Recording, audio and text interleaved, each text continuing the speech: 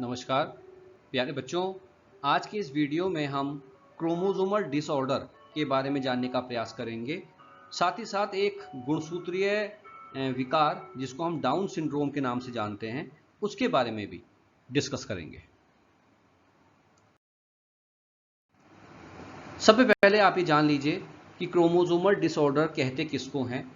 देखिए, गुणसूत्रों की संख्या में कमी या अधिकता के कारण ये विकार प्रकट होते हैं। आप जानते हैं कि मनुष्य के शरीर में 46 गुणसूत्र पाए जाते हैं। यदि ये जो आदर्श संख्या है, इससे कम या अधिक हो जाए, मतलब मनुष्य के शरीर में 46 गुणसूत्र की जगह 44, 45 या 47, 48 हो जाएं, तो उसको हम गुणसूत्र विकार कहते हैं। आदर्श संख्या जो हमारा जीनोम है 46, इससे कम गुणसूत्र हो जाएं या इससे ज़्यादा गुणसूत्र हो जाएं तो उसको हम कहते हैं गुणसूत्रीय विकार या क्रोमोसोमल डिसऑर्डर। क्रोमोसोमल डिसऑर्डर का एक एग्जाम्पल आज इस वीडियो में हम अध्ययन करेंगे, जिसको हम कहते हैं डाउन सिंड्रोम। सबसे पहले आप ये समझिए कि ये सिंड्रोम शब्द कहाँ से आया। देखिए, सिंड्रोम शब्द का मतलब होता है लक्षणों का समूह, ग्रुप ऑफ कैरेक्टर्स। एक्चुअली जब ये विकार शरीर में आते हैं तो बहुत सारे लक्षण अचानक हमारे शरीर में प्रकट हो जाते हैं, इसलिए हम इसको डिजीज ना कह के सिंड्रोम का नाम देते हैं, क्योंकि इसके अंतर्गत बहुत सारे लक्षणों का जो समूह है वो सामने प्रकट होता है।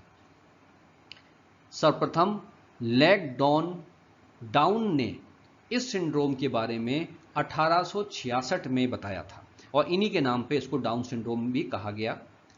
यह एक ऑटोसोमल असगुणिता का उदाहरण है जिसमें 21वीं जोड़ी के गुणसूत्र की ट्राइसोमी पाई जाती है। देखिए, मैंने आपको पहले भी कई वीडियोस में बताया है कि हमारे शरीर में जो गुणसूत्र होते हैं उन गुणसूत्रों में 22 जोड़ी जो होते हैं वो ऑटोसोम्स होते हैं। अगर आप इस डायग्राम में देखें तो आपको यहाँ 23 जोड़ी दिख रहे हैं।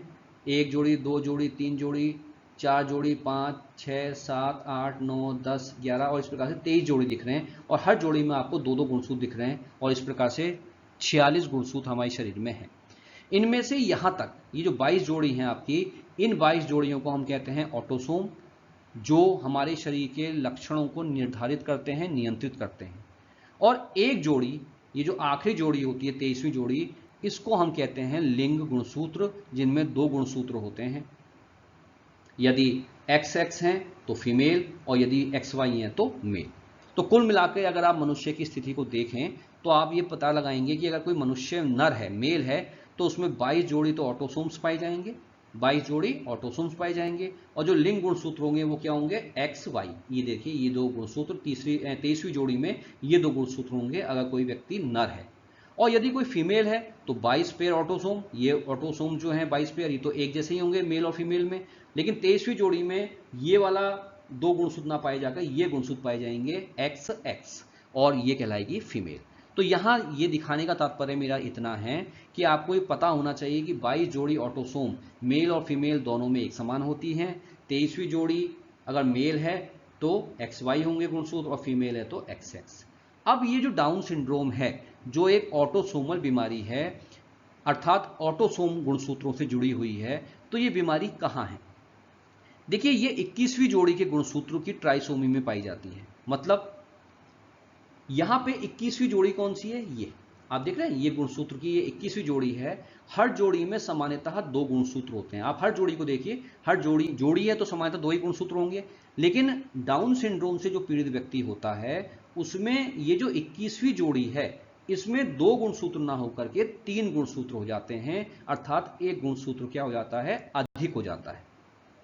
तो ये ध्यान रखना है कि ये एक ऑटोसोमल असगुणिता का उदाहरण है जिसमें 21वीं जोड़ी के गुणसूत्र की ट्राइसोमी पाई जाती है, अर्थात 21वीं जोड़ी में एक गुणसूत्र अधिक होता है। अब जैसा मैंने आपसे कहा कि डाउन सिंड्रोम से जो पीड़ित व्यक्ति है, जो बच्चा है, उसकी 21वीं जोड़ी में 2 की जगह 3 गुणसूत्र होते हैं या एक गुणसूत्र अतिरिक्त होता है। अर्थात इस व्यक्ति में, डाउन सिंड्रोम से पीड़ित व्यक्ति में 46 गुणसूत्र ना होकर के कितने गुणसूत्र होंगे, 47 होंगे। अब यहां प्रश्न ये उठता है कि ये स्थिति कैसे आई, कैसे 21वीं जोड़ी का गुणसूत्र में 2 की जगह 3 गुणसूत्र हो गए, इसको आप समझिए। देखिए 21वीं जोड़ी का जो गुणसूत्र है वो अंड जनन के दौरान पृथक नहीं हो पाता, जिस कारण अंडे में 23 के स्थान पर 24 गुणसूत्र आ जाते हैं। आप समझने का प्रयास कीजिए, जब मनुष्य में, फीमेल में अंड जनन की क्रिया होती है, अर्धसूत्रीय विभाजन की क्रिया होती है, तो उसमें क्या होता है। यहां पे एक कोशिका देखिए आप, इसमें मैंने एक जोड़ी दिखाई है 20वीं जोड़ी और एक दिखाई है 21वीं जोड़ी। तो इस जोड़ी के 2 गुणसूत्र हैं, इस जोड़ी के 2 गुणसूत्र हैं। अब ये ऐसे तो आपके 23 के 23 जोड़ी के गुणसूत्र होंगे यहाँ पे, लेकिन जगह कम है इसलिए मैंने यहाँ केवल 2 जोड़ी ली है, 20वीं जोड़ी और 21वीं जोड़ी मैंने ली है।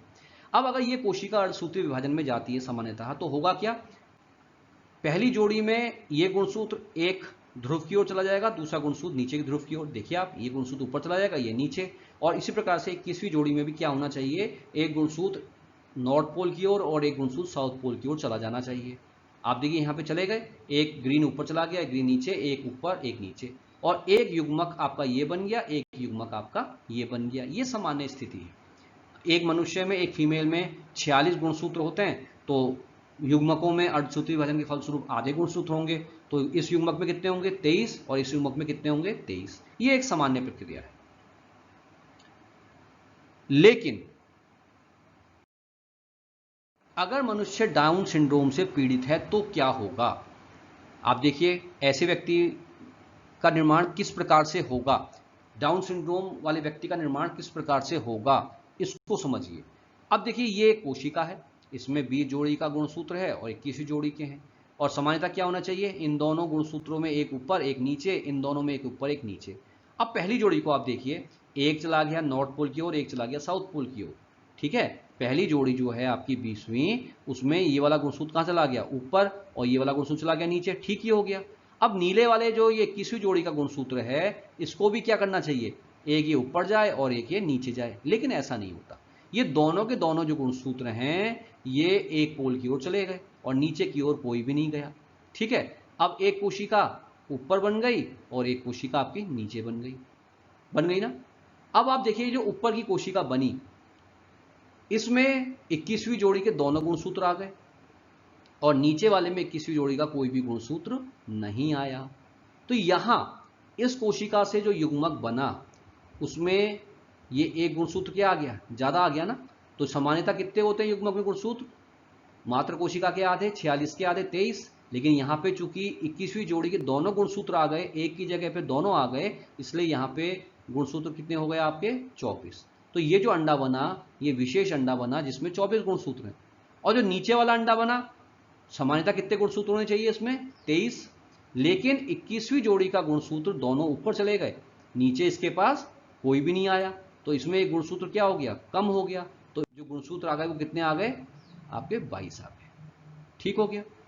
अब ये जो 24 गुणसूत्र वाला आपका अंडा है, ये जो 24 गुणसूत्र वाला अंडा है, जिसमें 21वीं जोड़ी के 2 गुणसूत्र मौजूद हैं, जब ये किसी शुक्राणु से फर्टिलाइज होता है, जब ये किसी शुक्राणु से फर्टिलाइज होता है तो क्या होगा। अब देखिए, इसमें पहले से कितने जोड़ी के गुणसूत्र हैं आपके, 2 जोड़ी गुणसूत्र हैं। कितने जोड़ी हैं, 2 जोड़ी गुणसूत्र पहले से ही इसमें मौजूद हैं। और अब इसमें एक और युग्मक जब आएगा, तो इससे जब निषेचित अंडा बनेगा, तो इसमें कितने गुणसूत्र हो जाएंगे, 47। भाई 23 गुणसूत्र तो शुक्राणु में थे, इस अंडे में कितने थे, 24। तो अब कितने हो गए, 23 और 24 47। जबकि सामान्य व्यक्ति में जो गुणसूत्र होते हैं वो कितने होते हैं, 46 होते हैं। तो यहां पे आपने देखा कि किस प्रकार से 21वीं जोड़ी का जो गुणसूत्र है वो एक गुणसूत्र एक्स्ट्रा आ गया। आप ये बात समझिए कि इस अंडे में 21वीं जोड़ी के कितने गुणसूत्र हैं, आपका जो अंडा बना है, इस अंडे में 21वीं जोड़ी के कितने गुणसूत्र हैं, पहले से 2 है ना, जो मैंने आपको नीले कलर से ऊपर दिखाए, इसमें 2 गुणसूत्र आए हैं। ठीक है, और 21वीं जोड़ी का गुणसूत्र इस शुक्राणु में भी तो होगा ना, इस शुक्राणु में भी होगा। तो यहां पे जब निषेचित अंडा बनेगा, तो इसमें 21वीं जोड़ी के कितने गुणसूत्र आ गए, 2 अंडे में पहले से ही थे। ठीक है, और एक शुक्राणु से आ गया, तो 21वीं जोड़ी में कितने गुणसूत्र हो गए आपके, 3 हो गए। तो एक गुणसूत्र आपका बढ़ गया। तो ये कहलाता है डाउन सिंड्रोम। अब देखिए डाउन सिंड्रोम में क्या होता है, लोगों में क्या लक्षण, क्योंकि मैंने आपसे कहा ये सिंड्रोम है, ग्रुप ऑफ करेक्टर्स, तो कौन कौन से करेक्टर्स होते हैं। देखिए इस रोग से पीड़ित व्यक्ति का कद छोटा होता है और लगभग 4 फीट के करीब होता है। मुख गोल, इनका मुंह जो है बिल्कुल गोल होता है। ललाट चौड़ा, जो माथा है काफी चौड़ा होता है। मुख हमेशा खुला रहता है, इनका जो मुंह है आप डायग्राम में भी देखिए, इनका मुंह हमेशा थोड़ा सा हमेशा खुला रहता है। और जब मुंह खुला रहेगा तो ऐसा प्रतीत होता है कि जीभ जो है बाहर की ओर निकली हुई है।